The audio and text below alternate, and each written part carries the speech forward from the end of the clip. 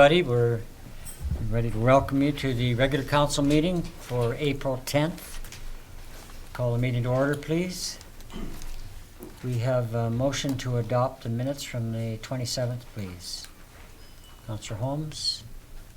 Councillor Barkwell, thank you. All in favor? It's carried.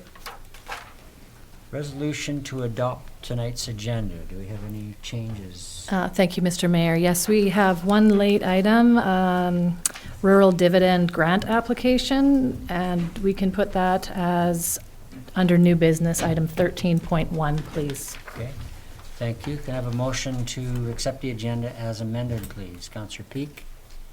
Councillor Boot, thank you. All in favor? Carried. So there's no hearings this evening. Okay, we're moving right into delegations.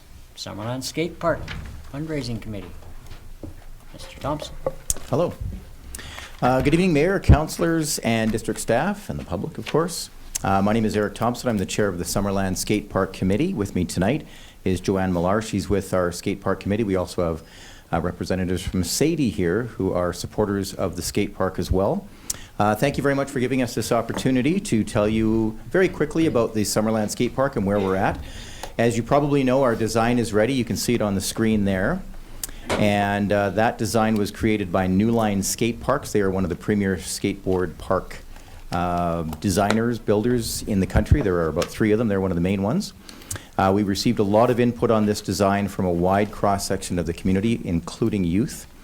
And School District 67 has generously donated the land for the skate park. That's at the north end of Summerland Secondary School. And early on in the process, as you probably know, we received some seed funding, about $135,000 from the Penny Lane Society. And unfortunately, we missed out on a Canada 150 grant, but that has not deterred our group. We've received great support from businesses and individuals, and many people who don't even have children who would possibly use that skate park, or people who wouldn't use it themselves, but they know the value of a skate park and what it can bring to a community. Skate parks are for people of all ages, genders, and abilities, and they provide a safe environment for everyone. They're not used just by skateboarders, but people who enjoy longboarding, riding scooters, and of course BMX bikes as well, and they reduce damage to private and public property. That's what skateboard parks do, because you probably have seen them before, where kids and people of all ages go and ride their skateboard there instead of in front of the library, for example. So we're looking forward to that. Skate parks also provide significant physical and mental health benefits. And skate parks have a positive economic impact as well by drawing riders from neighboring communities. And according to the Tony Hawk Foundation, Tony Hawk, by the way, is one of the best-known skateboarders around, skateboarders are tenacious and will go wherever the compelling terrain is. Their presence displaces less desirable elements that require privacy and can be a steady presence for other visitors as well. And on that note, we're trying to raise some money, as you probably know. So we've held a few different events. One of them was on March 27th, the comedy showcase at the Barking Parrot. That drew around 100 people. And they enjoyed a fantastic show by one of Canada's premier comedians, Tim Nutt, and also Summerland grad David Kopp, who is a well-known comedian in the area. Thanks to Kelly Kelso and Kelso Entertainment for organizing that event. It was a fundraiser for the skate park, and they are giving us a check for $1,474, which is pretty good. We have a couple of upcoming events we'd like to tell you about. The National Film Night. It's part of Canada 150. It's at Centre Stage, Wednesday, April 19th. Admission is free. Tickets are available at the door and at the Summerland Aquatic and Fitness Centre.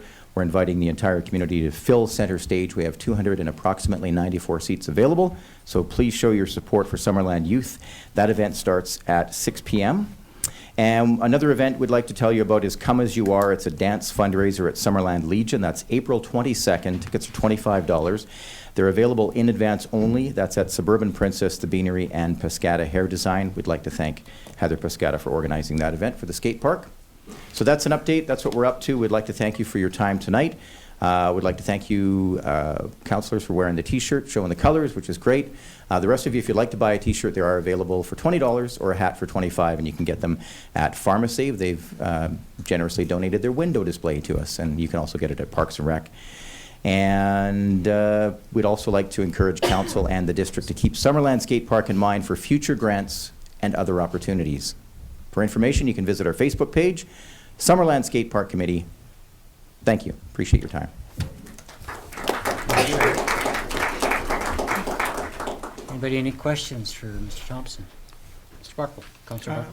Mr. Thompson, could you repeat the locations for the tickets for the event at the Legion for me? I didn't catch the...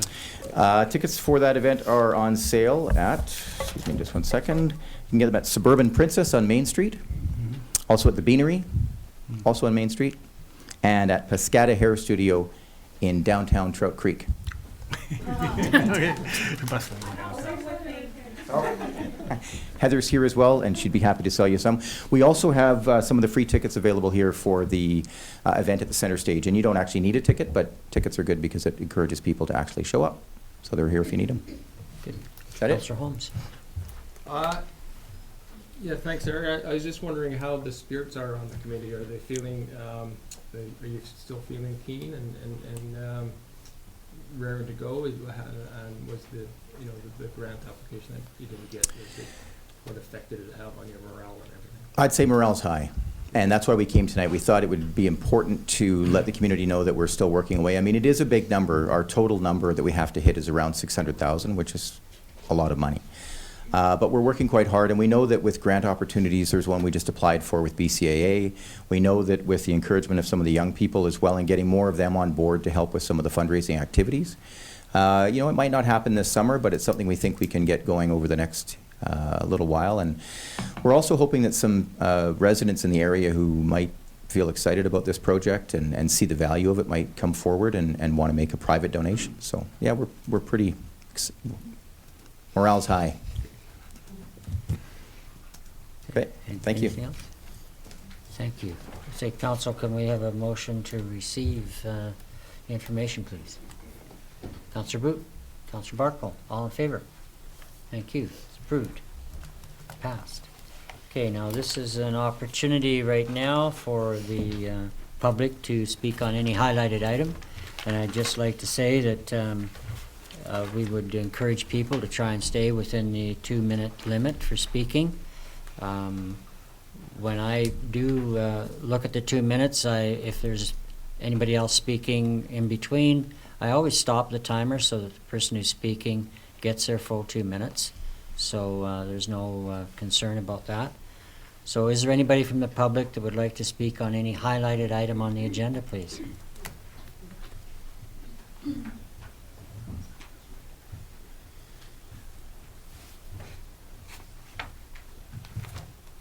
Good evening, Mayor and Council officials. On behalf of Summerland for Sensible Development, I would like to present an update of our ongoing petition. Today we went over 1,600 signatures today. We're at 1,625. We did a quick calculation too, based on the last census. And if we take only those eligible to vote, we're actually at over 18% of eligible voters. So I'd like to hand this off tonight. Thank you. Thank you. Does anybody else wish to speak to an item? Okay, hearing none, we'll move ahead to, I guess it's my report.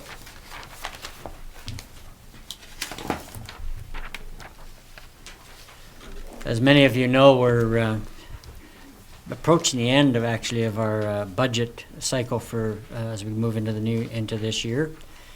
The budget is an expression of council's priorities, but it must satisfy operational cost increases, both inflationary and contractual, as well as move the community forward. The priorities from a high level really have a number of buckets that we stress, where we stress programs and projects that council would like to follow. There are 6 major areas of emphasis. They include that, 1, that the District of Summerland supports a vibrant and livable community. For example, we will nurture our arts, culture, and knowledge community. To that end, our budget expresses the need to move forward for support for the Arts Council, for example. The second is that the district engages and empowers the community. Clear communication is essential and needs to be a part of the fabric of any project. A good example, I think, recently is the public process that we followed during our water shutdown. The third area of concern is good governance. We must ensure that we have financial systems and supports in place, as well as bylaws that make for consistent business decisions.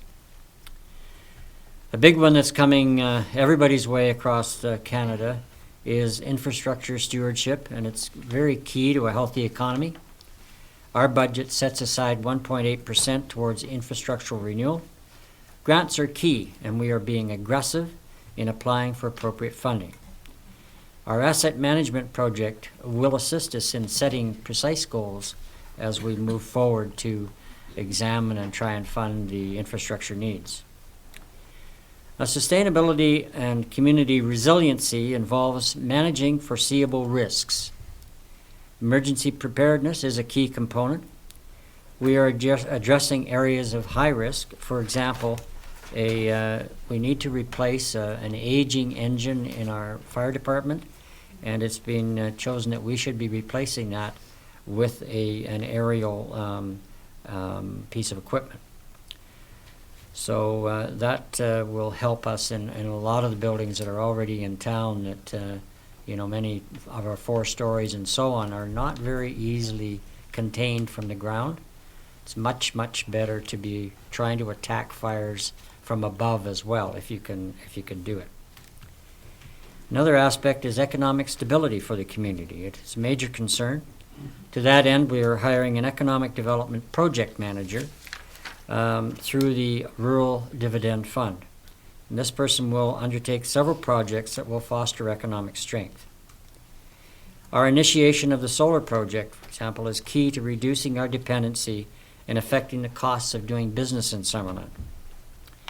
That's sort of a long-term project. It's one that we're hoping to move forward on and make a reality in our term, and it'll have a long-lasting impact throughout the years to come in terms of reducing electricity costs. These key areas assist Council in making decisions as we review the difficult choices necessary in the budget process. CEO. Thank you. Council, I just have a couple of things. Just a reminder that April 18th to 23rd is Earth Week here in Summerland. Nature walks, tree planting, speakers to films, arts to electronics recycling. And you can get to that from, you probably all know this, but Facebook, Summerland Earth Week as the name, lays out all the events and when they're happening. Also, it's on a link on our website as well. You may not know that there's an alternate energy symposium coming up on April 22nd. It is organized by First Things First, but we do have a number of our representatives speaking at that, or not a number, a couple. And I believe the mayor's welcoming, and Tammy is certainly doing a number of presentations on what we've learned so far in our quest for alternate energy. So that's April 22nd. The irrigation was turned on, or is beginning to be turned on this week, so throughout the week. And last week, late last week, I had a meeting with Jane Compardo. She's the individual that the Chamber of Commerce contracted to work on the Agritech project, looking at the potential incubator. And I just wanted to let council know that that was a very informative meeting, and I certainly understand. I mean, I was also giving information from my perspective, but I also understand a lot more clearly what the breadth of the project she's undertaking. So she's agreed to come to the next committee of the whole meeting to talk to council about the project and the parameters, and get some input from council, but also to just better understand what's been done and what's being done now. So she'll be here on the 24th. And that is my report for today. Thank you very much. Moving ahead to, there's any unfinished business at all, 9.1? No. Nothing there. Okay, moving ahead to correspondence. Are there any items that council would like to bring forward from our list of correspondence? Okay, would someone like to bring that resolution forward to be received, please? Councillor Peak, thank you. Councillor Barkle, thank you very much. All in favor? It's carried. Okay, 10.2, committee and commission minutes. Anything to be raised there? We're receiving essentially. Councillor Barkle. I found the report from the Water Advisory Committee on irrigation water on sub 2 acre parcels pretty interesting. And I think it's worthy of a discussion of a committee of the whole, and see what set of further questions are raised. I'd like to see us address this at some point. And I'd like to see us maybe address the, related to the water and the Water Advisory Committee, our rates for people that go over the allotted amounts on the irrigation water.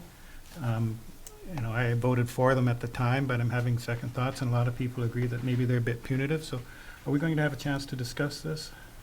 Yeah, council, staff also received and participated in that meeting with the Water Advisory Committee, and have talked about a number of things, as Councilor Barkwell talked about. At this point in time, it's the only reason it hasn't come has been purely staff capacity, and it is on our list as soon as possible to get that. As you know, the second services have a whole lot of history attached to them, and we're just working through it. So there's a number of staff that are working quite aggressively on it, and we'll get it as soon as possible.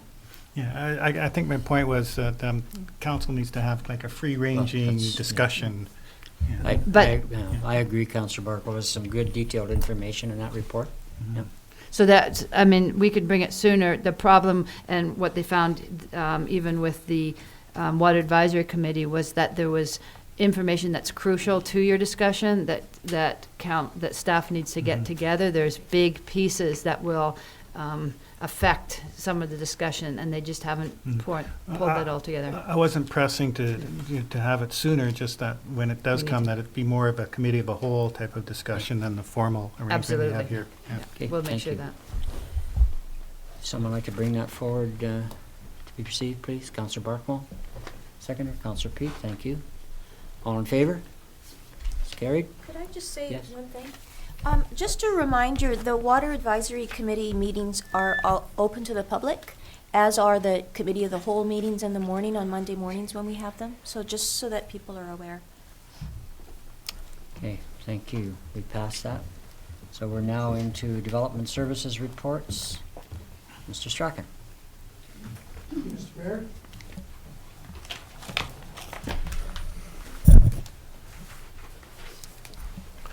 Thank you, Mr. Mayor. We have a development variance permit application for 1708 Bentley Road. The variance is to reduce the side yard setback from 4.0 meters to 2.3 meters. The subject property is zoned agricultural small acreage, and small it is as it's only 1,500 square meters, whereas the minimum lot size for the zoning district would be 20,000 square meters. So it's quite a bit smaller than the parcel size that the setback regulations are designed for. So the variance is to reduce the side yard setback down to 2.33 to allow for an addition to the single-family dwelling. Thank you. Thank you. And have we had any correspondence? Thank you, Mr. Mayor. No, we've received nothing. Okay, thank you. Okay, and this is also an opportunity for the proponent to speak on the issue. Is anybody a proponent here? Also, anybody from the public can speak to this if they wish. Looks like we're moving ahead. Okay, Council, do you have any questions of Mr. Strachan? Okay, thank you. Someone like to bring that forward, please? Councillor Peak?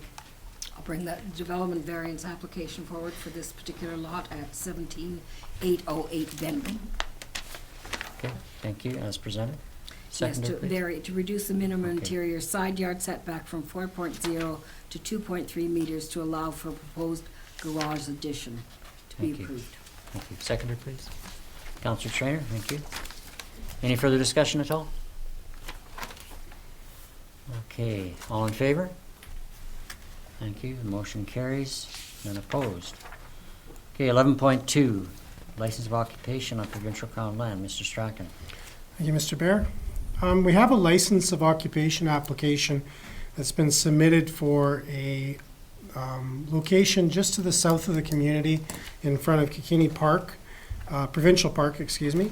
The subject application is for a piece of, a lease of an area approximately 400 meters offshore where they're planning on mooring the Fintry Queen for a 2-year period.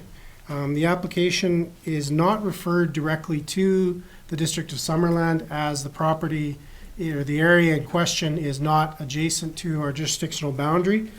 However, there is an opportunity for anyone in the public to provide comments, and council could provide comments on the application as noted within the report. Thank you. Okay, thank you.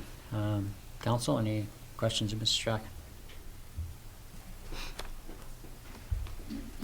Councillor Carlson. I note that we had a presentation from the owner back in 2016. I'm wondering if since then the district has had any success in getting more information and perhaps a business plan from the owner of the Fintry Queen, or if it's still a big question mark about the feasibility of this project. Subsequent to the meeting where council directed staff to meet with the Fintry Queen and see if we could get a business plan, we've been unsuccessful. Mr. McIntosh, before he retired, and myself, and certainly since Mr. Strachan's come, we've made several attempts to stress that council didn't give an indication of support or approval. They asked to see a business plan to see if there was any credibility in the request, and we have received nothing. Okay. Councillor Holmes. What would the approval process for this be through the RDOS? How would they go? How would they review this application? So from our discussion with RDOS planning staff, they've taken this application, First of all, they received a referral from the ministry because they're an adjacent jurisdictional area. They took that referral to their advisory planning commission, which reviewed it late last week and provided a recommendation to not support the request. That information, we understand, will be forwarded to the ministry and included in their consideration of approval or denial of the application. Ultimately, the decision is with the ministry. So will it be considered by the elected directors of the regional district? My understanding from talking to the planner at RDOS is no, it's not going to the district board. So I don't know if this is out of line for us, but if we do contemplate making a submitting comments, my comment would be to ask the directors if they could review this. Because if it was coming to us, if this was in within our boundaries, we'd be reviewing. It would come to council, right? So why doesn't it go to the regional district council? So can I just speak to that? So this is an application to the ministry, and the regional district will have their own procedures on how to handle referrals. Most referrals in this organization we bring to council, but we actually don't have procedures. We should have and will have, but we don't have procedures that mandate that. So the regional district probably have a policy where referrals don't come to the board of directors, but it's that'll be one of probably 30 referrals that has gone out for to various, but it'll ultimately be with the province. So if council decides to make any kind of comment on it, you should make the comment to the ministry on whether or not you want to support it or don't support it. And the regional district needs to do their thing. And the directors could speak to it as a general term in the future to regional district board. Especially if there's a reflection from this council that we could take. Councillor Carlson. Do we know where this is docked right now and why it needs to move again, is my first question. And I also note that in our document it says figures included a depiction of the docking of the Fintry Queen at the Summerland Rotary Pier.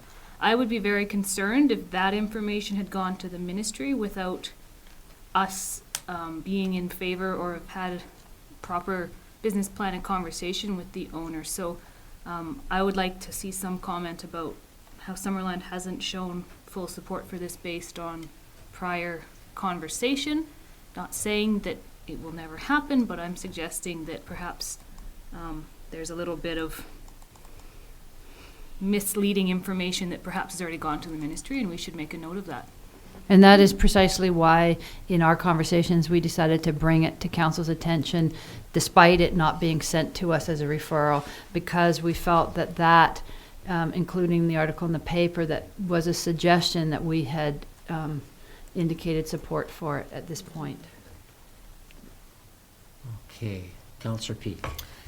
So in that light, as per Councillor Carlson, if we're writing to the ministry, I think that we should make clear that we have not entered into negotiations because the discussion has not been productive in terms of what was required from council, and that we may have concerns that this dockage could then be for 2 years off the Kickapoo Provincial Park, and with the idea that there were negotiations going on when that has not been the opportunity that's come forward through those discussions. Councillor Barco. Would you like to put that into a motion, a resolution? Succinctly. And, or we could just say, maybe I should move that council or staff be directed to write in response to the referral and to clarifying Summerland's position on the application and our correspondence and contact with the proponent. That would work because it's very clear what we've done, and we would just provide clarity to them. I think that provides us with an opportunity of saying where our status is with that discussion. So does that imply then that we could say in those comments that we have had no response to our request for a business plan? Yes, and that the information in the package that went out inferred more than what was actually happening. Right. Councillor Trainer? I share the same concerns as the other councillors, and I would say without a business plan, I would want to know how long it was going to be moored there for. That's a pretty popular spot. Like there's 2 parks. Well, there's actually 3 along there where lots of tourists pull out in the summer, and people who live here as well. So I would, without a long-term plan, I would be concerned that it would just be sitting there. I think though, Councillor Trainer, from what Councillor Barker was saying and what we've talked about so far, is that what we're actually saying is that we're proposing to put forward comments to the ministry that would reflect not only our concern, which might include that, but also that we've pursued information and received no response. So I think that's key. And did your motion pretty much cover that? Basically clarifying Summerland's So could we have and outlining the history so far. we have a seconder, please? Oh, just a minute. I'll Well, second- let's just second I'll it second first. it, but I just to follow up on what Councillor Trainer said, I think it's a very valid point.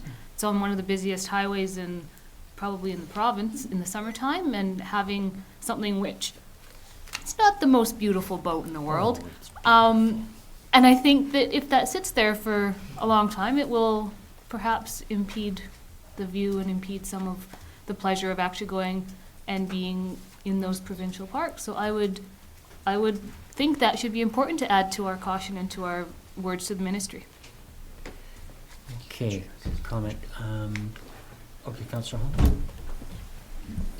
Yeah, I think it's important that we don't say that we're not in favor or we're not in favor. We're not, either way, because we have never actually made that decision. Right. We don't really have a position.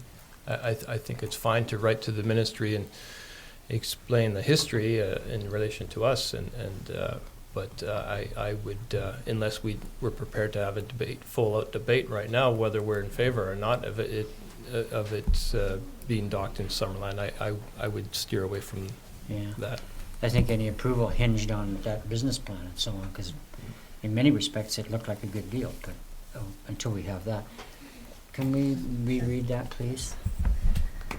Thank you, Mr. Mayor. So what I have is that staff be directed to write in response to the application by the Okanagan Lake Boat Company to the Ministry of Forests for a license of occupation to clarify Summerland's position on the application and to outline the history that we have had with the applicant to date. Does that sound good? Okay. Is that fair? Any further discussion?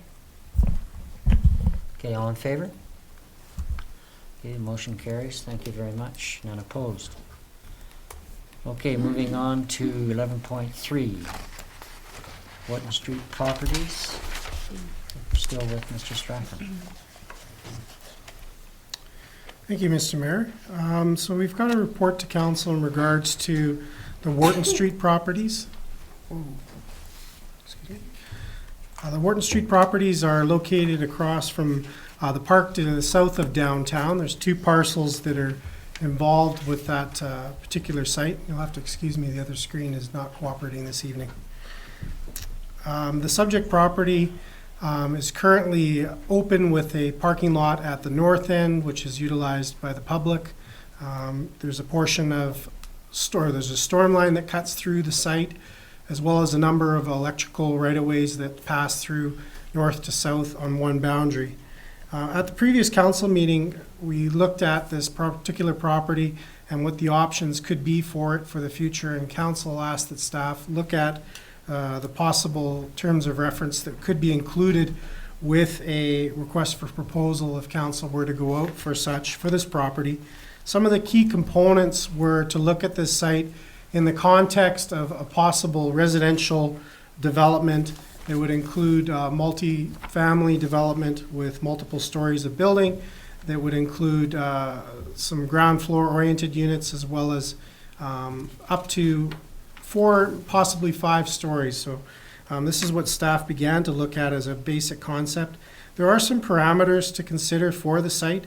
One being there is a unusual provision that was provided in a previous application for a portion of dedication of roadway that surrounds the north parcel.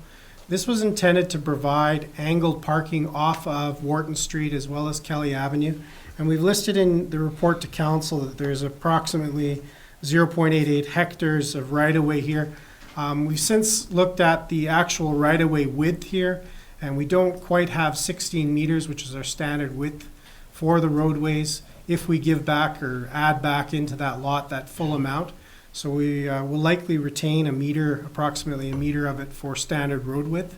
The remaining portion would be proposed to be brought back into that parcel.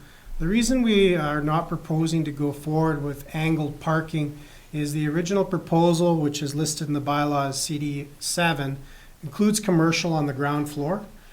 Commercial ground floor, as you saw on Main Street, fits well with angled street parking where you've got high turnover, lots of people coming and going, and you need that extra frontage of parking stalls in order to accommodate those customers.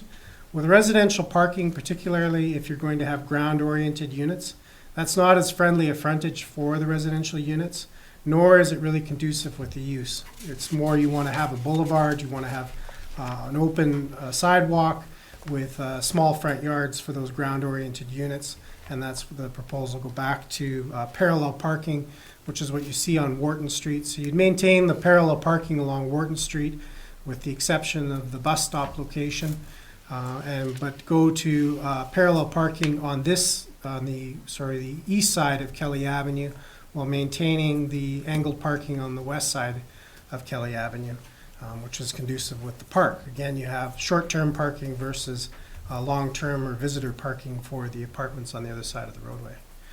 If there was additional parking, as you can note, there is some parking that's on the site right now. If there was a need for additional parking, council could look at additional parking, expanding the angled parking that exists on Wharton Street. It's currently a 2-hour parking zone. However, it looks like in observations in that area that vehicles are parking there for much longer than 2 hours, likely all day. So there could be some provisions for getting traffic circulating in that area as well.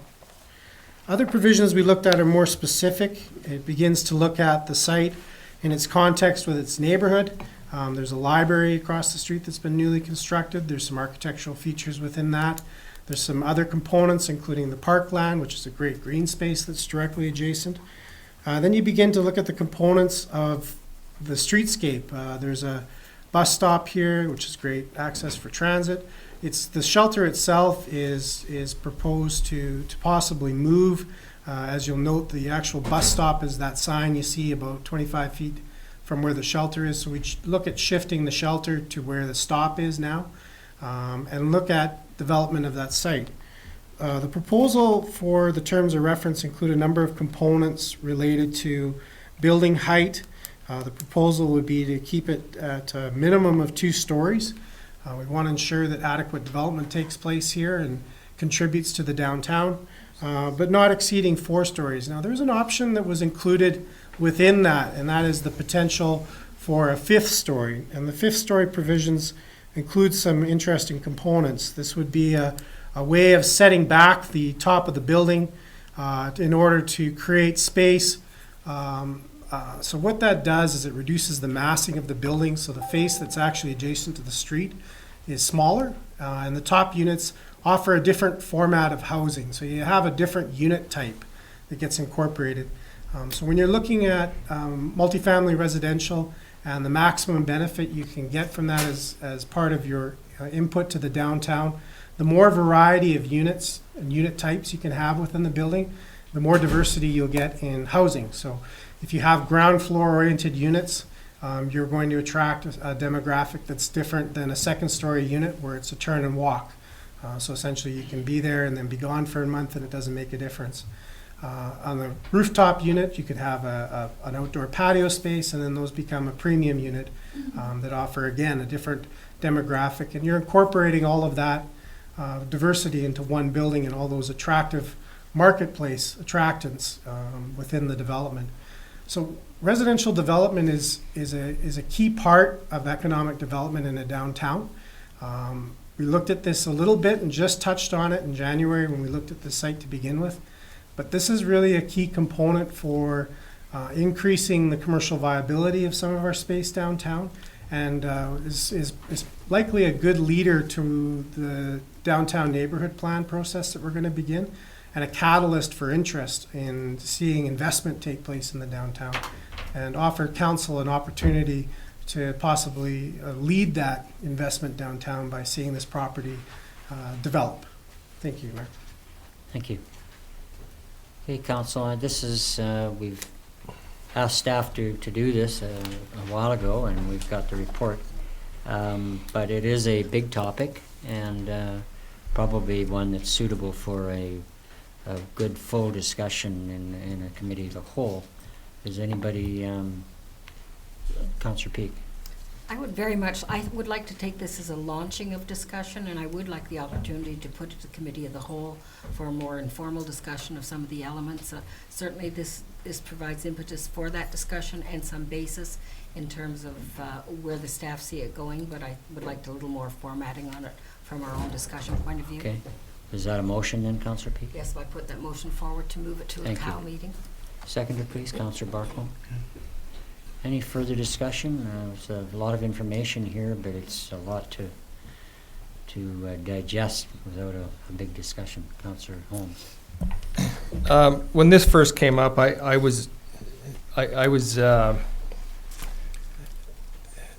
thought that we should do the downtown plan first before we look at this area, and I still have concerns in this respect where when you look at it in the context of the neighborhood, and you look at Wharton Street, I mean, Wharton Street is a mess, let's be honest, right? It's a back alley posing as a street. And so hopefully that's going to be addressed in the downtown plan. So when we're talking about things like, angle parking, parallel parking, I see those in the context of the downtown plan. And also I have concerns about the things like the 5th story option and what does that mean in terms of the vistas that you see downtown, and which people spoke very highly of when we did the cultural planning. They like being downtown and being able to see Giant's Head and whatnot. So I don't know. I think I really have a really struggle of how we can look at this development without looking at the context of all of downtown. Anybody else? Councillor Barcombe. and two questions, if I could, for how many units, and recognizing you can only give an estimate because there's no decision on floor sizes and stuff, but approximately how many units, additional units, would we have with a 4 or 5 story development on that space?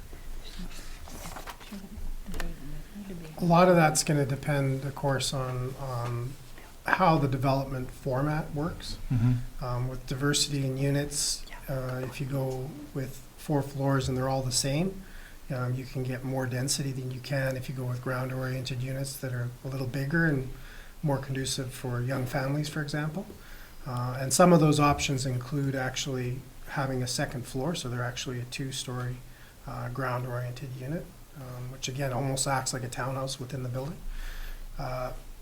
Possibly as many as 30, 40 units in there. But again, it really depends on where council goes with the parameters and where council decides to go with the RFP.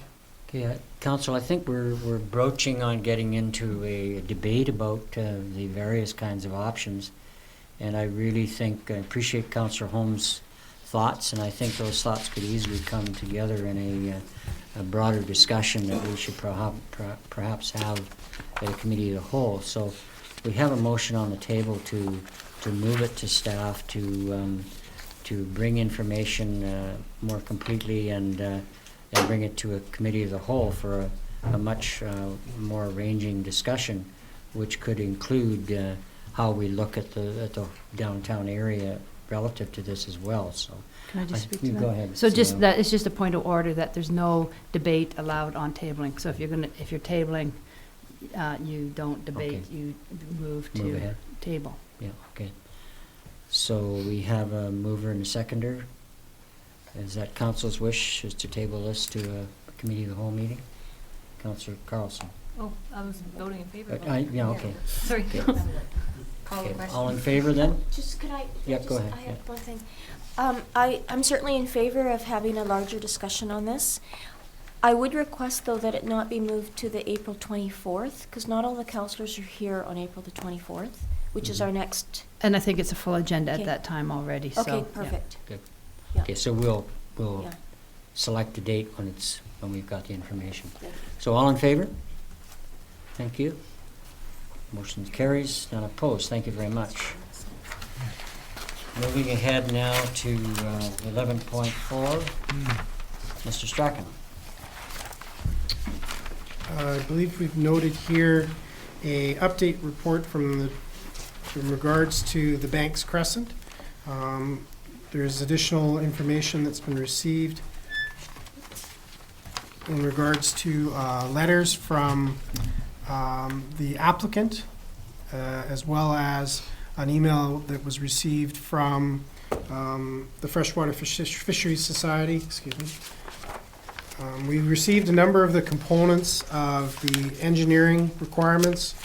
They've been submitted to our engineering department, and they're working on a review of those components as we speak. And we also have a number of components that we're anticipating will be arriving. We've been waiting for an environmental report. The environmental report was actually received today. We haven't had a chance to review it fully. It's been sent to our environmental planner, so we'll be back to council with that environmental report and some comments. We're also awaiting a letter from the Penticton Indian Band.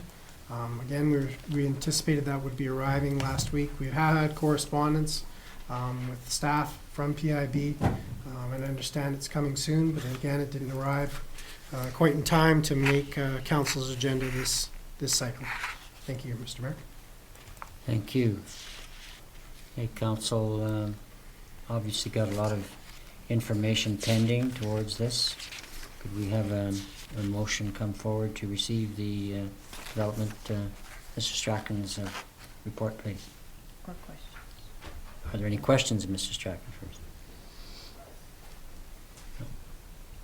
Okay, Councillor Holmes.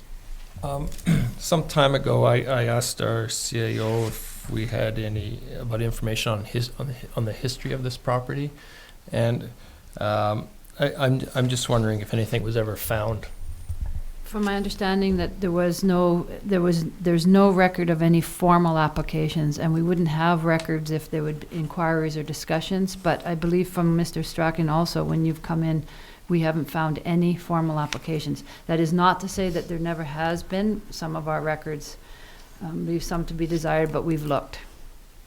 Okay, thank you. Okay, council, motion to receive, unless there's other comments? I just have one comment about the LARC group letter that was received. Let's see, it's dated March the 30th. And if I could ask this of Mr. Strachan. Go ahead. Second to last paragraph, and I'm not sure that I'm understanding what's written there, so I'm putting it on to you, asking you if the it talks about the filtration system or the development of a new water source, which is a concern of the fish hatchery. It says the developer is prepared to make a capital donation to, what is it, Freshwater Fisheries Society of BC or whatever it is, to ensure the ultimate solution is designed. And then it goes on a bit from there. Am I correct in understanding that they are looking at making a donation, a capital, like a monetary donation to ensure that, and rather than actually source the other water supply, or am I misunderstanding that? I'm not sure. Yeah, Go ahead, Mr. from my understanding in these statements, that's sort of where they've begun to move towards, and they're hoping to have discussions with the district and freshwater fisheries in that regard as to essentially they're in the business of seniors housing development, not fisheries or hatcheries or water sourcing. So they're feeling like maybe their contribution would be better suited to a financial contribution towards whatever works they wish to do, is where they're heading with this particular item, is my understanding. Okay, and then, so that's what they're saying in there, and my assumption is it hasn't gone any further than that? There hasn't been any discussion further to this letter of March 30th? You'll note in the report to council that we were going to have a meeting this week. However, Freshwater Fisheries has withdrawn from that meeting. They're doing some work on a further letter that's going to be provided. Okay. Sometime this week, we're anticipating that letter will come out and it will be forwarded to council. Okay. And it is in response to this letter. To that's that, been okay. received. Great, thank you so much for that clarification. Oh, Councillor Barclay. And also concerning the second to last paragraph, the LARC group says we absolutely support a roundtable discussion with the city, the Freshwater Fisheries Society BC, and staff. So does that mean they're requesting a sort of a sit down with council and them and district staff, and is that possible? Or? To sit down with, Well, when they say with the city, do they mean they'd like to meet with council and staff and the Freshwater Fisheries Society and everybody together? no, that would just be part of the application process, so that would just be with staff. Okay. Yeah. So when they say, because they have the word Their city staff. and they have the word staff, and Their staff. their staff. Their Their staff. Okay, did anybody bring that motion or not? Or we were just about got there? Okay. Someone like to bring a motion to receive, please? Councillor Carlson?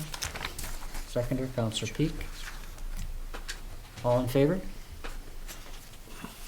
Motion is passed. Thank you very much. None opposed? Okay, moving forward to 12.1. Where are we at there? Is that CEO? Sorry. Lost my place. This is a motion to receive petitions. Oh, right, that's just the motion to Yeah. receive. Okay. So we've got a motion to receive the petitions that were alluded to earlier by Ms. Wall. So, It actually doesn't include those. because she had oh, it doesn't include No, it those yet? doesn't. Okay, fine. So it's up to date, except for that. Someone like to bring as worded, please? Councillor I'll Carlson? move 12.1 as presented. Okay, seconder, please. Councillor Holmes, thank you very much. All in favor? Thank you. Carried. None opposed? 12.2, pickleball courts. Who's taking I'll hold of take, that? I will. Okay, CAO. So we, as was discussed at the financial plan presentation last week, the pickleball project to update the courts at Peach Orchard Campground is in the budget for $25,000 this year. Unfortunately, the timing is not very good because by the time the budget is finally approved, then it will be late to get that maintenance and that work done. So we're just asking whether or not council could give early approval to start the planning with them. I know that there's an error in this report, and Joanne, you pointed that out to me. Do you want to speak? It was more of a clarification than when it talks about the proposed pickleball courts. At Peach Orchard, there's 2 existing tennis courts. So it would be converting one of the tennis courts into 2 pickleball courts and leaving one as a tennis court that could still be used as pickleball if desired. So thank you. I didn't have that detail in the report. So it's simply a request to move forward, basically with just general funds until the budget is approved. Okay, so Councillor Holmes. When we first discussed this at council, we talked, I asked if we could speak with the campground operators to make sure that they're okay with that. I'm just wondering if that was done. yeah, we do meet often with the campground operator, and because it's district property within the campground, I haven't heard of, we haven't had a full length of an issue. She knows that the pickleball is in there right now, but there hasn't been any issues with that. But we will have the conversation before, that will be part of, if council gives us the approval to do this, that'll be part of mobilization to talk to the pickleball before it just starts being done and make sure that she's aware. As you say, they're playing pickleball at this time there, right? Yeah. But we will have further conversation with them. Sure. Councillor Peak. Yeah, could I bring the resolution forward? Yeah, please do. I was doing that the staff be authorized to begin the pickleball project as included in 2017-2020 financial plan prior to adoption so that the courts will be ready for play this season. Thank you. Seconder, please. Councillor Traynor, thank you. And if I may comment. Yeah, go ahead, Councillor Peak. I appreciate the clarification from Ms. Millar because I hadn't previously picked it up the way it was stated, so it's nice to know one stays as a tennis court and one is converted to a pickleball court. I'm in favor of this going forward prior to the resolution of the actual budget process because I believe that we should be supporting our community where they come with great opportunities for physical involvement and an organization that already has 85 members and the opportunity to keep them here in Summerland. So I really do support this particular resolution on those grounds. Actually, I think that's climbed to 100. Yeah, it says that. Yes. So, okay, we have a seconder? Yeah. Councillor Traynor, okay. All in favor? Thank you, the motion carries, so we can move ahead on that. 12.3, CAO?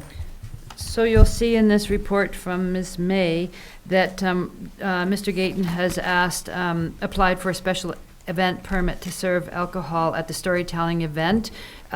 So we've asked about, and in order to get a liquor license, the district needs to sign that off. We don't have any policy in place here which gives us the authority to do so as staff.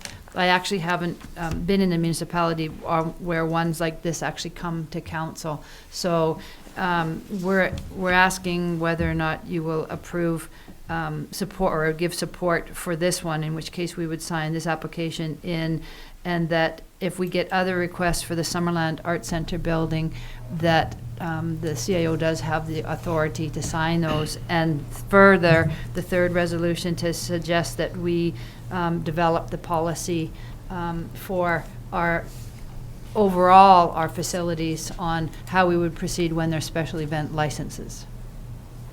Thank you. Councillor Carlson. Just a comment, BC in the last couple of months has updated its liquor laws to allow such things as liquor in barber shops and bookstores and art galleries. So I think that it's a timely thing to have this conversation and make sure that the district is up to date and with the times, because I think that in an evening, if people would like to have a glass of wine while listening to Dawn tell stories, I think that's a really good idea. And future events as well. Might have to start going to barber shops. Can I go to the barber shop too? I just hope they don't charge you too much, Councillor Holmes. Any other comments? Okay, we've had the motion and a seconder, I believe. No seconder? Oh, we haven't had anything. Okay, I'm already one motion back. Councillor Peak? Yes, I'd like to move the motion, the request That's from right. Don Gayton for a special event permit from the Liquor and Control and Licensing Branch of BC for the storytelling evening being held at the Summerland Art Centre, May 6 from 7 to 9 be supported, and the CAO be delegated the authority to approve future provincial special event permit requests received for the Summerland Art Centre building, and that staff be directed to draft a policy regarding the procedures around the sale of alcohol and special event permits being held at Summerland public facilities. Thank you. Need a seconder, please? Councillor Trainer, thank you. Anything further? Pretty straightforward. All in favor? If you're not in favor of drinking wine, they have pies there too, so. Pies. Pies. I Another don't- draw. Okay. All Wine in- pies and stories. Okay, all in favor? I didn't realize that. Motion's carried. I didn't realize pies were an option to wine.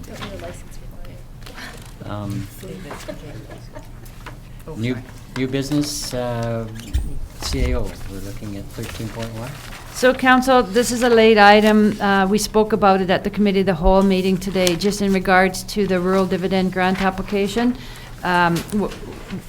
We had a meeting last week, staff did, with Ellen Walker Matthews from the Rotary Club, talking about the possibility of us partnering in the next, in this intake that just came out with a May 31st deadline, to work on the trails at Giant's Head. As you are aware, we're doing a master plan on those trails at this time, and this project would fit under the category in the rural dividend plan, which is destination trails.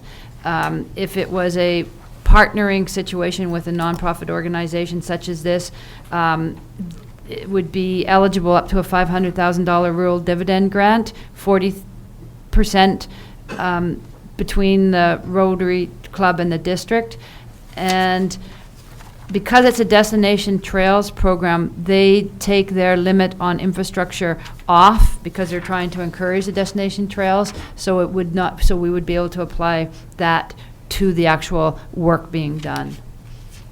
So we were just looking to give us the general go-ahead to work with the Rotary to come up with what we would propose the application to be and the amounts, because we haven't talked the dollars yet, and to bring that back to council for a final approval for the application. It would take the one application that we're allowed as the district's application. It would take that application, it would use that application up. It doesn't preclude other organizations from putting their own in. I see. Okay, council, any questions of CAO regarding this? Okay, sounds like a good move. Would someone like to bring the suggested motion forward, please? Councillor Booth. That staff be directed to explore the opportunity to develop an application for the third intake of the Rural Dividend Fund in partnership with the Summerland Rotary Club under the Destination Trails category for Giant's Head Trails, and further, that the proposal for the grant application be brought forward to council for review. Thank you. Do the seconder, please? Councillor Trainer, thank you. Any further discussion? Councillor Peak. Not specifically to the motion, but if I may, we already have an application into this one as well. We were just successful with the integrated solar project. Right. That's the rural dividend. Thank you very kindly. Thank you. Okay, council, all in favor? Thank you. Motion carries, none opposed. Thank you very much. Getting into bylaws, 14.1. Mr. Sebastian. Mr. Dave. Dave. I've actually rehearsed that, just not getting any better at it. Thank you, Mr. Mayor. Prior to this morning's, I think it's on. Just pull it in. It's hooked on the wire's leg hooked of on the the table, table. actually. Oh, I see. It shouldn't I'll be. just. So prior to this morning's committee of the whole meeting, councillors Barkwell, Carlson, and Holmes met as part of the parcel tax roll review panel. The purpose of the panel was to authenticate a new parcel that has been added to the sewer parcel tax roll. It also provided the parcel owner the opportunity to review the roll for accuracy. The property owner did not attend, and as such, the roll was authenticated, and the attached bylaw has been included with staff's recommendation to move to first 3 readings. Thank you. Okay. Good. Okay, council, someone like to bring this forward, please? Councillor Carlson.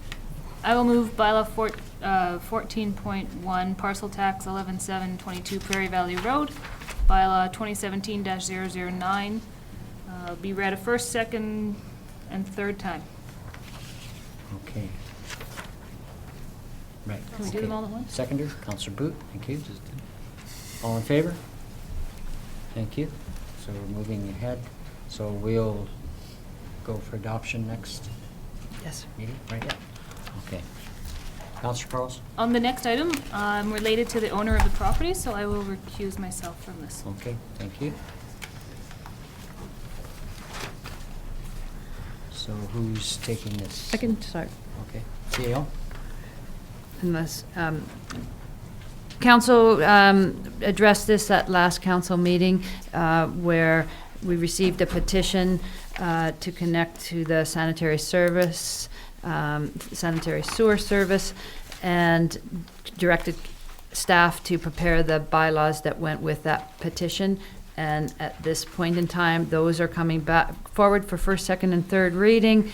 It's also, the property owners have requested that it gets added to the parcel tax roll this year, in which case it needs another parcel tax meeting to authenticate that roll would have to be set up. We couldn't fit it in the one that just happened today because it needs to be advertised and statutory deadlines. So we would ask to select appoint again to a parcel tax review panel and move forward with that. Okay, thank you. So we, first of all, need to appoint some councillors? Or Well, you would should just, when you get to number 5, you would just add in some we- names. Okay, okay. Okay, would someone like to bring that forward, please? So I would suggest that you do the first 3 readings, the first 3 motions together, which are the readings of the bylaw, and then move to the parcel tax review. Councillor Peak? So I'll bring the readings of the bylaw forward for the service area at 14216 Washington Avenue for first, second, and third. Okay, thank you, Councillor Holmes. Seconder, right? Okay, all in favor? Thank you. That deals with the first 3. So we're looking at 4, 5, and 6. And we didn't fill in a time for the parcel tax review. As you know, it's a special meeting. That's to adopt the meeting. So that needs to be that needs to be done before the review panel, and it just needs to be at least a clear day in between. So the earliest that meeting would be Wednesday. It could be any time of the day on Wednesday, and you could follow it immediately after that with this review panel. Okay, Councillor Holmes. Are we meeting Wednesday for budget or no? No. No. Because I had that in mind. We canceled that. Yeah. No. Okay, someone like to bring that forward, and are the same names available for review panel? Well, I thought you did a pretty good job this morning, so I'll do it. I can do Who it. is on Well, that? Councillor Carlson obviously can't be. Yeah, she can't be on it. No, okay, so we need a third person. I'll go on it. Okay, it's Councillor Peak, Councillor Holmes, and Councillor Bark. Could we do it at 6:30 and You then won't be there. What's that? On the On the 24th? 12th? On the 12th? Oh, the 12th. What are we doing?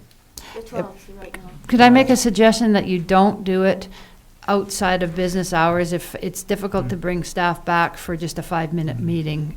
So if you can do it at the end of the day or midday, if it worked, that would be much better. Can you do that, Councillor Barkle? Well, maybe it's easier for the Councillor Trainer to pop over. Oh, you'll be here on the But 12th? we're talking about two separate things here, two separate days. They would be the same they could happen at the Oh, same they said- time. Okay, because in number 6, it says the 24th at 8:30. So we're looking for. So 4 and 5 are the same thing. Oh, okay. No, sorry. No, so number 4 is to adopt the bylaw that we just read first 3 times. And then number 5 is to appoint Oh, okay. appoint a panel to come back on On the April the 24th. 24th at 8:30 in the morning, sort of the same thing like we did this morning. 5 and Prior 5 and to- 6 are the same. So you decide you don't want to have the review panel the same day as the adoption of the bylaw? Well, we have to advertise. Oh, right, okay. Yeah, Yeah. Sorry, my There's mistake. a 14-day window there where we need to advertise. And yeah, it was, So yes, you're only talking about adoption of this bylaw. yeah, so we need Quorum. quorum for April the 12th, preferably, during the day. So Carlson can't come, you can't be here, so How about that, You're not here either? Okay. I'm not, I'm still available. Are you, the oh, 13th? oh, Mr. Mayor's not available, it's on a Wednesday. well, I could, It doesn't have to be the 12th, it's just that in order to get the advertising in, right, for the review panel, or it doesn't matter? Trish? No, we have enough time, we just need the review panel on April the 24th. We can adopt this bylaw Thursday. how about, can we get 4 people together on the 5th, or 5 o'clock on the 12th? No, 5 Doesn't o'clock work for after me. staff time. All right, 4:30 then, end of the day. that's Wednesday? Yeah, Wednesday. That's the Wednesday? 12th, which is this Wednesday. Yeah. Actually, You don't I have to- can be there. Yeah, so Chamber board meeting. I can be there for Yeah, a so quorum. I can be there. Okay, So what time are we looking at? It's 4:30? I'm I sorry. guess. Does 4:30 work for you, 4:30? Dave? 4:30 work? 4:35, Okay. I'm flexible. So Okay. April the 12th is Wednesday at 4:30. Okay. It doesn't work for me. Oh, it Doesn't- doesn't No, work it for you? doesn't work for you. No, sorry, I coach Okay. tennis, high school tennis. Okay, Thursday? We still got 4 though? Have we still got 4 on the 12th at We 4:30? don't have 4? 1, 2, Thursday 3. works. Or Thursday? Thursday? Thursday I can do. Thursday works for me? Thursday works for me. Doug? Thank you, Okay. sorry about that. Let's do it Thursday the 13th. So, April the 13th at 4:30. Okay. Okay. Okay. Okay, so we're dealing with 4, 5, and 6? Should I just do Seamus? It'll only take us 2 minutes. So, Lock her out. we're not quite done yet. Yeah, no, he's going back out. Okay. So would someone like to bring the So- 4, 5, and 6 forward then, please? No, So just- just to clarify, pardon me, number 5 is councillors Peak, Holmes, and Hartwell? No. Or No. Boot? Thank you. On the 13th. No. 24th. April the Oh, 24th. April the 24th, yes. Yes, okay, thank you. No. Boot, no, Yeah. no, Council Boot will not be here, right? 24th? 24th, we're Yeah. here, we leave on the Yeah, 25th. you're here on the 24th? Yeah. Okay. I thought earlier you said you weren't going to be here on the 24th. No, that was him. Oh, okay. He's not here on the 24th. Okay, let's get this straight. All right, Okay? I've got it. But thank you. Okay, would someone like to bring that forward, please? 4, 5, and 6. 4, 5, and 6? As debated and argued and discussed. Councillor Peak? I will bring forward points 4, 5, and 6 on the sanitary sewer service area for 14216 Washington Avenue, Okay, thank as you. presented. Okay, thank you. Seconder, Councillor Barkwell. All in favor? Thank you. Carries? Okay. Thank you. Okay, David. 14.3. We'll just wait for. Oh, sorry, yep.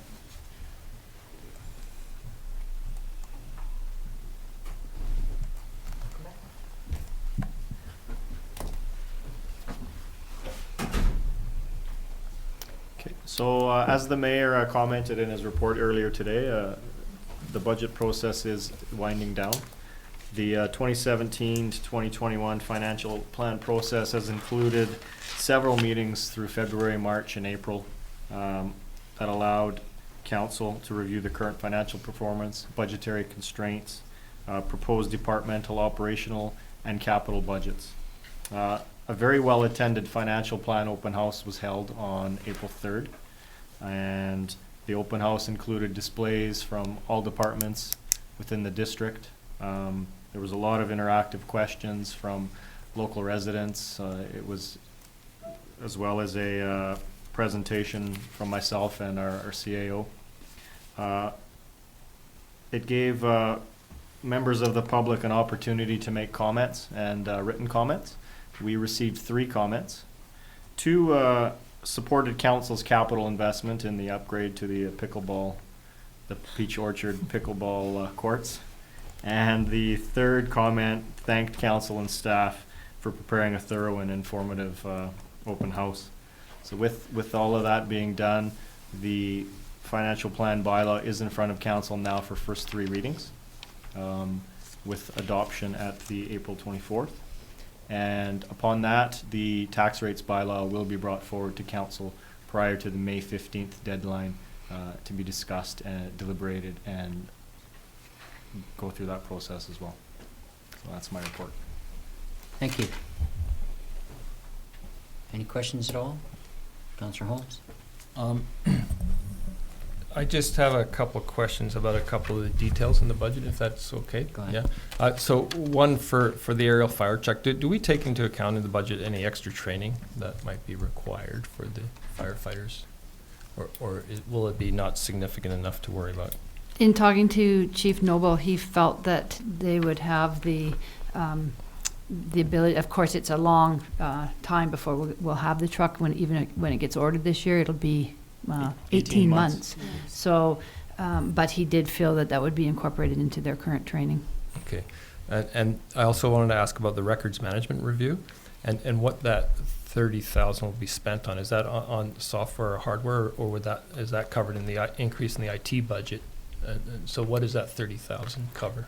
That actually is a very good question, and it merits further discussion, because at the beginning of the conversation, when Mr. Deniger first brought it forward, we were planning on it being a contractor to kind of help get it started, and it would be a body.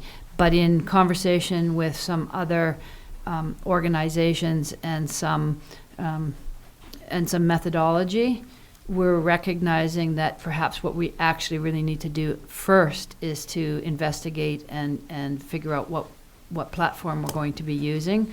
So it's a placeholder, knowing that we need to move forward with record management, and that is one that would absolutely come back to council for further discussion before we took steps further with it. Okay, good, because that's what I was going to ask, because I think it provides opportunities for open data and the whole concept of open government and greater transparency that can come out of that. And I think before we get too far down the path, we need a discussion on having an open data policy. And that is actually part of that's exactly what drove the conversation that we were having. So, excellent. Okay. Thank you, Councillor Holmes. Anybody else? Councillor Barkle. Councillor Holmes, could you talk further about what an open data policy means? What it would mean to the public, what it would mean to... How much time do you got? Not much, Councillor. It's succinctly.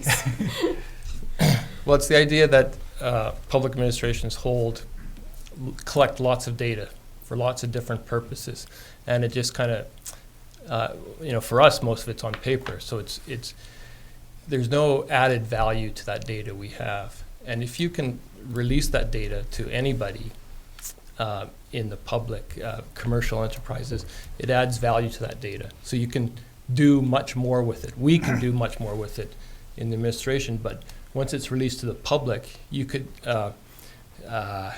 it's almost an economic development opportunity for people. They can see what that data is and use it for different purposes that it wasn't originally collected for. Would Well, okay, that's. It's yeah. if you know, if you go to the federal government, they have an excellent open data policy. The federal government, and it's coming. It'll come down. Yeah. It's big at the federal level, and it's coming down. And whether we like the idea of open data or not, we're going to at some point have to deal with it. And it's you know, but it can be used, you know, to for the benefit of your own community. Sounds good. Yeah. Excellent. Someone like to bring the motion forward, please? Councillor Holmes? I'd like to make one more comment, Oh, if sorry, that's go okay. ahead. Yep. Just in terms of all the capital projects, I'd just like us to keep in mind the cultural plan, and that we do have strategic direction that reflect culture in all our projects. So, for example, we have in the budget picnic tables for Dale Meadows, and one thing that came up during our cultural planning process was this idea that if we ever have picnic tables, coincidentally enough, that it could be designed on top a periodic table of the chemical elements. So it'd be a periodic table. And it's kind of a nod to the research center and you know, that Summerland's a place of science. You know, so little things like that, I think we want to, you know, look for opportunities when we look at sidewalk maintenance, municipal hall upgrades, Peach Orchard campground improvements. Those are all opportunities for cultural development. So. Good. Point. Well taken. Even bicycle racks, right? For sure. Cute ones. Okay, would someone like to bring the motion forward, please? Councillor Holmes. Keep looking at me. I wasn't. I figured maybe you would. That financial plan 2017 to 2021 bylaw number 2017-011 be introduced and read for a first and second time by title only, and that the same bylaw be read for a third time. Okay. Seconder, please. Councillor Barkwell, thank you. Okay. All in favor? Thank you. The motion carries. None opposed. Thank you very much. Okay, moving into councillor reports. Councillor Peak. So- Yes, thank you, Mr. Mayor. I was sick for 1 week, kind of took me right out of realm. I couldn't believe I actually had council this Monday. I went to the Budget Open House. I'd like to thank the public for their participation in our Budget Open House. I think that it allows them a good interaction with staff as well as a presentation of the budget. And it's well appreciated to have it well attended, which it was. I would like to congratulate the Arts and Culture Center on their first gallery opening. Divine Arts did a wonderful display of many artists, and they were available on the evening of the opening, and that will continue on into May. And I'd like to congratulations on the work they've done to actually create a gallery space. Thank you. Councillor Holmes. Yeah, just a few things. On March 30th, I attended the Chamber of Commerce AGM, and I'd like to send a congratulations to all the new board members. April 3rd, the Budget Open House again. I thought, you know, some great information there, and I especially like the displays that we put out, and I wonder if some of that information would be able to rest permanently on the website. Yeah, it was some really good information there, and I think I heard a lot of good comments from people about those displays. April 6th, I attended the Open Windows reception, the Define Arts group, and you know, it's amazing talent that those are all local artists, and there was some, you know, it's really a great demonstration of some of the artistic talent we have in this community. And also, it was the first show at the Arts and Cultural Center, and the place was absolutely buzzing, and it really showed the potential that place has. April 8th, this past Saturday, I attended a presentation, as did Councillor Peak, on given by Don Gayton, Allison Pete, and Eva Antonovich on the protecting our natural assets along the water's edge. It was a really useful, wide-ranging seminar on not just development on the lakeshore and riparian areas, but general environmental concerns along the lake. And then yesterday I attended the Barkley Bench. I didn't even know that's what that area was called, but I think they just made it up. I don't know. But the Barkley Bench neighborhood event was to raise awareness and education on how to deal with the problem of rats in the neighborhood. and they gave tutorials on how to use rat traps, and they actually purchased a number of traps which people in the neighborhood can borrow to catch rats. And they're happy for other neighborhoods to use those educational materials that they developed. And I really, after talking to the people there and the number of rats that they are catching, I think it's time to recognize, Summerland does have a rat problem. And at some point, I think we can't say it's the property owner's problem anymore. It is a community problem. And this initiative they've started in this neighborhood, they are starting to collect statistics on the number of rats they catch. And I asked if at some point they would present their findings to council. So we'll look forward to that. And that Rat Day was made possible by a neighborhood grant from the Community Foundation of the South Okanagan Smelcombe. And these it's the same kind of grant that Trug Creek received for their little library they built there. And these neighborhood grants, it's a great initiative. They're up $50 to $500 grants. They're open to individual residences, so not organizations, but individuals who have an idea to bring people together to make their neighborhoods more vibrant. And the project, the only really stipulation is that the project takes place within their own neighborhood, and applications are being accepted till the end of April. So, thank you. Councillor Carlson. I also went to the budget open house, well presented. Thank you to everyone who participated and everyone that showed up. The art gallery opening the other night was wonderful. Some of that art was really neat. The work that local artists are doing should be recognized, and I hope that everyone gets a chance to see that. Before our next meeting, I will be attending the BC Library Trustees Association annual conference, which is down in Vancouver. Unfortunately, it's the 20th through the 22nd, so I'm going to miss much of the entertainment and the fun over that weekend. However, it should be very worthwhile. Lots of conversation about the importance of libraries, and we know how important ours is in our community. So I'm actually on the board of trustees for the provincial board of trustees representing the Okanagan, which is a big task. So it's kind of fun, and I should probably bring some information back from that one. And I just want to say that we're looking forward to the beginning of paving on Jones Flat and Garnet Avenue as those happen over the next couple of weeks. It's going to be nice not to have all those potholes anymore. I think the crews are doing a really good job of keeping the roads drivable, and the staff at City Hall is doing a good job of keeping the public informed. And as far as I know, the project is going very well, and the people of Garnet Valley are practicing their patience. So thank you for that, and continue doing so. Thank you. Councillor Booth. The only thing I have to add, other than attending things that other councillors have spoken of, is I went to the funding announcement March the 30th by the provincial government to do with the Okanagan Water Basin Board's crying and screaming, as all of us have been doing, for funding for the invasive mussels program. And it's significant funding. They are hiring more than double the conservation officers that they currently have. They will be having longer hours at all of their mobile checking spots. The Golden Crossing is going to be open for 24 hours, 7 days a week. And they have a sniffer dog who was there. Wasn't very well behaved, but beautiful dog. And there is an opportunity for folks to see a demonstration of the sniffer dog, but it happens during SILGA, during our convention. So I'm not sure how many people will be able to attend that. So that's something that was really interesting. And then at RDOS last Thursday, we had a discussion about this funding, and RDOS is putting forward a request for matching funding at FCM in Ottawa. So our mayor likely will be involved in those discussions with the Minister of Fisheries and Oceans as well.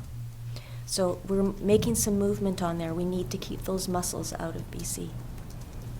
We do. It's a critical problem. Councillor Barkwell. Besides the meetings and things that the other councillors attended, I was at the Museum Society's board meeting. They have 10 new board members. They're They look like a strong board. Unfortunately, at least one person has said due to circumstances that have come up that they can't remain on the board, so they'll be looking for a replacement. And somebody who would like to take the job on as the treasurer, which I don't think is really a very big job at all, because I do have a chartered accountant who does the work, would be a good applicant. So if anybody's interested in the history of Summerland, the position is available at the museum on their board. Thank you. Okay. Councillor Trainer. I attended some of the events that the other councillors have mentioned, and on April 1st, the Trout Creek Community Association had its 9th cleanup so we started it about 5 years ago. We'll have our 10th cleanup in October. This was our spring one, and we had about 25 people out, along with several members of the Trail of the Okanogans group.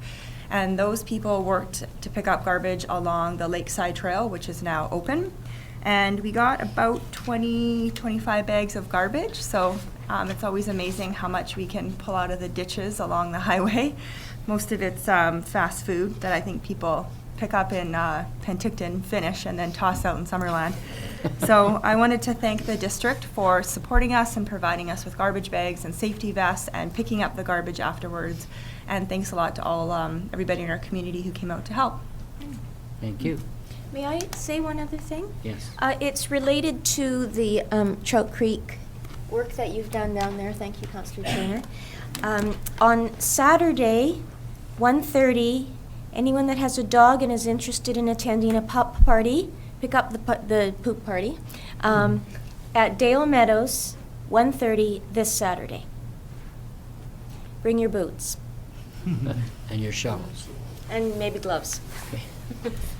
Okay, thank you. Okay, now we're at the point where we have an opportunity for the public to come forward and make any comments. For opportunity, please ask you to try and looking at a 2-minute time frame, please. Thank you. I will do my best. On a positive note, first of all, I'm Doug Wall. I live on Latimer Avenue. On a positive note, I was going past the Peach Orchard campground and noticed that a bald eagle was nesting in an old growth fir tree there. I thought that was really cool. Did anyone know previously that there was a eagle nesting there? No? Didn't know it was there, but I see them all the time from my house. Yeah, so that was kind of neat. So now the positive stuff is out of the way, I'm going to go to something that might be a little bit more negative. I referred to the LARC group letter that's in the package. You know, I understand that the author, Malik Tawashi, is a professional engineer. I do have concerns about the accuracy of some of the information here, and it's more about questions. On the first page, there's reference to the property being 1% of the total area contributing to water quantity for the spring. Now, you couldn't possibly know that unless you did a very extensive and intensive assessment of the entire aquifer and looking at the contribution of permeable surface area versus non-permeable surface area. I'm a little bit troubled by that claim. I don't know where it came from. Do you know if district knows whether or not there was a study done to verify that fact? don't know. Okay. Secondly, I'm a little bit curious about claims made in this letter about the Golder and Associates report. The developer has previously referred to that report, but is here making a statement that they can't access the report. I did talk to the Fisheries Society, and they confirmed that the developer does have a copy of the report, so I'm a little bit confused about that. I also talked to the Society about whether or not there's any issues with the long-term viability in terms of the quality, quantity, and timing of flow of water to the that's provided to the hatchery, and they don't seem to have the concerns that are portrayed here by the developer. So I just wanted to express to council to look for this information, and just because it's written down here in form, that it's not fact, that there's always really needs to be some evidence behind some of the claims that are being made. I think that's really important.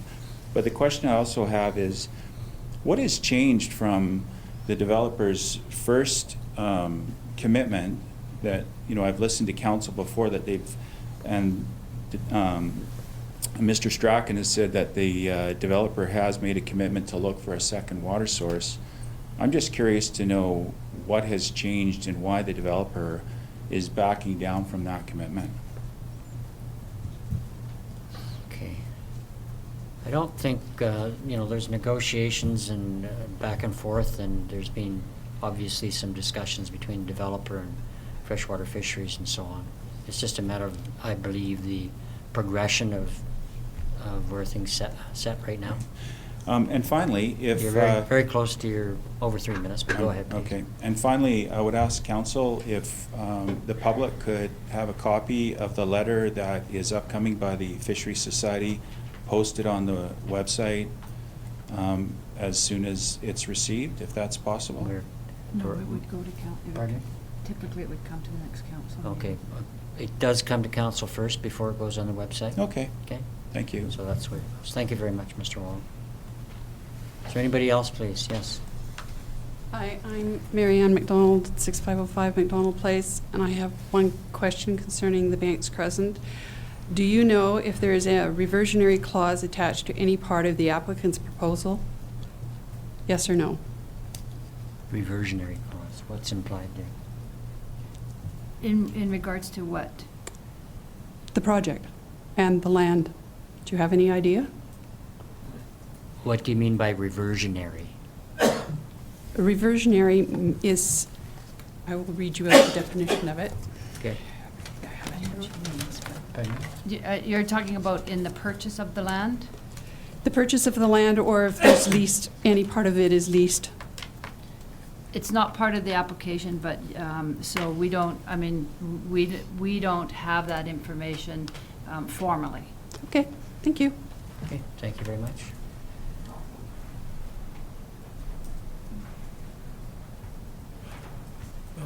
Mr. Mayor, councillors, my name's Eric Tate and I live on Solly Road.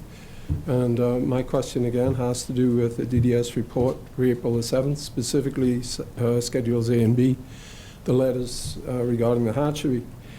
And it overlaps with what Doug Wall's already spoken about, but I'll be brief.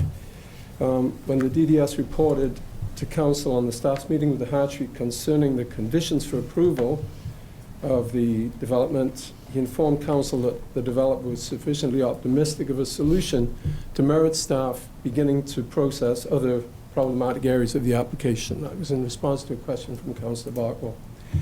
So we now have the developer's solution, and the solution is to attack the credibility and integrity of the hatchery staff and the FFS, to accuse them of opportunistically trying to take advantage of the developer and con it into paying for a new water source because, according to the developer, the spring is already diminishing and degrading. It's currently only viable with supplementation from domestic water.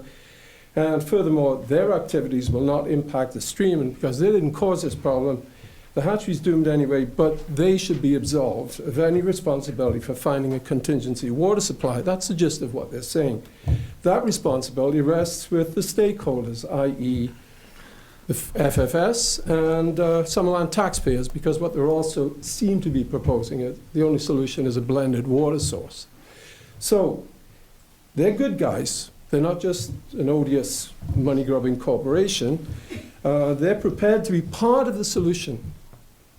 It's not their problem, but they're part of the solution because they won't do any damage and make a contribution to prolong the life of the hatchery by making a contribution, whatever that means. And remember, you know, as I look at this, we were told that all of this had to be in place prior to construction beginning, that there had to be a water source in place.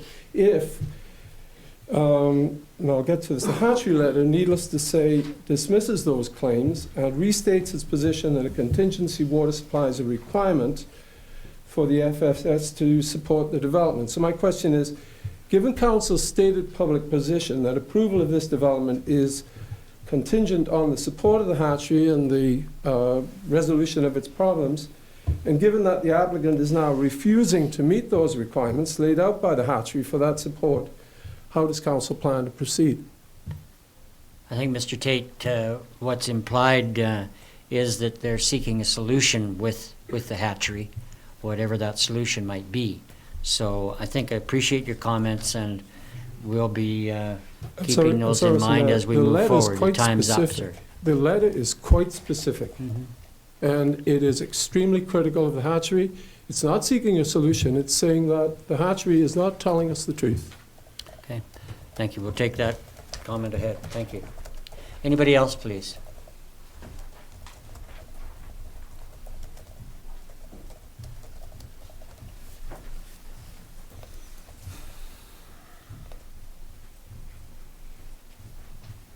Hello again, Donna Wall, Latimer Avenue, Summerland.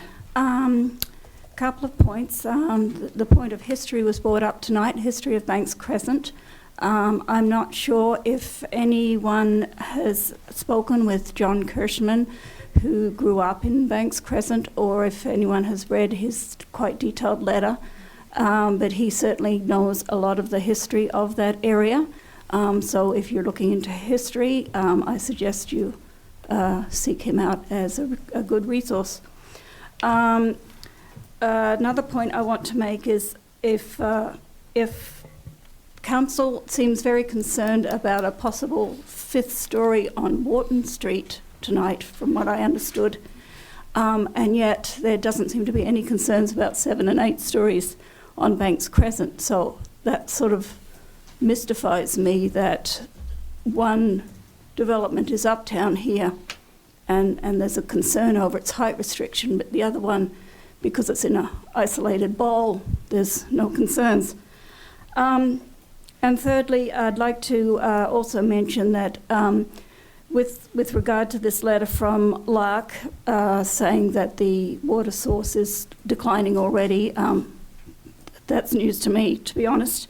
But I wonder if they are wanting to back out of this commitment that they made to find a secondary water source, and they seem quite happy to try and back out of that. I'm wondering what else down the line that they might be happy to back out of, like paying for proper upgrading of Solly Road and Latimer Avenue, paying of change of power poles, gas supplies, water supplies. There's so much work, and we're talking millions and millions of dollars of off-site upgrading. And I believe in one of the reports, I don't know if it was Lark's original report or one from Ian McIntosh, but it mentioned that they wanted to only pay up to $1 million of off-site upgrading. Okay, thank you. Anybody else, please? Mr. Mayor, council, staff, Orv Robson, Solly Road, McDonald Place. I just want to know if there's been any preliminary studies on the cost of upgrading Solly Road from Highway 97 down to Lakeshore to connect it to Lakeshore Drive as a collector road. And if there's been any costs, preliminary costs, to upgrade it to a collector road. Yeah. You know, thank you, Mr. Robson. I think we're still, gathering information and moving forward on the financials. And as you probably recognize... we talk about all the revenue we're going to get from this development. Yes. Have we thought about the cost to the taxpayer about that revenue? That'll all be in the recognition of the information that our finance people would be putting together. When is that going to happen? It's happening in the near future. Engineering is involved as well, and we've been, as you know, being here this evening, you're aware of our budget process and where we are there, and we've got certain... I know our taxes are going up, Mr. Mayor. They're going up this year, yes. Yep, and so are utilities. That's right. As again they did last year. As they did before, too, when you and I were in council before. Not as much as they've gone up in the last 2 years. At any rate, we're not in a position to argue about that right now. I'm just telling you. I'm just telling you that the financial information will be coming forward. It's part of the package of information that we're developing to ensure council has all the information as we move forward towards any decision on this project. Thank you, Mr. Mayor. Thank you. Anybody else, please? Okay. Thank you very much. The press, anybody? Yes. Who are the developers associated with the Wharton Street project, and where are they located? There's nobody at present? No, there's no developers at present. Council's looking at the possibility of issuing an RFP. Well, I wonder, because last fall, Len Fox from a group, and I can't remember whether it was Broad Street or so, made a presentation to council, and I had been assuming that in fact they were the people who had expressed interest, and that you weren't just sort of making this up for fun. No. And that there was somebody who had We're, expressed some interest. actually, I don't anticipate we do anything for fun. This is, we felt because of the council put forward the information or request of staff that they develop some information that we could put out for RFP. We've had, there's been several inquiries and none of them have come any further forward. So we would anticipate with this sort of description that is anticipated for further discussion in a COW meeting that we would come up with information that will eventually go out to an RFP. So you've had several inquiries? Over time, yeah. Well, what, Tire six in tire the last kickers. year, or one in Tire last week, kickers. or I beg your pardon? Tire kickers. Your what? Never mind. Over the last year, there's been a number of inquiries to development services. No more none have come to council other than Mr. Fox's presentation to council. We haven't had further negotiations or discussions with Mr. Fox. He was told that council was looking at the possibility of doing an RFP in the future. There's, and other than that, I'm not sure if Dean's had any since he's been here. So probably a handful over the last year of general inquiries. Okay, Yeah. thank you very much. Mr. Arndt? Nothing at all? Okay, thank you. Okay, Council, the motion to adjourn, please. Councillor Carlson, Councillor Holmes, all in favor? Motion carried, thank you.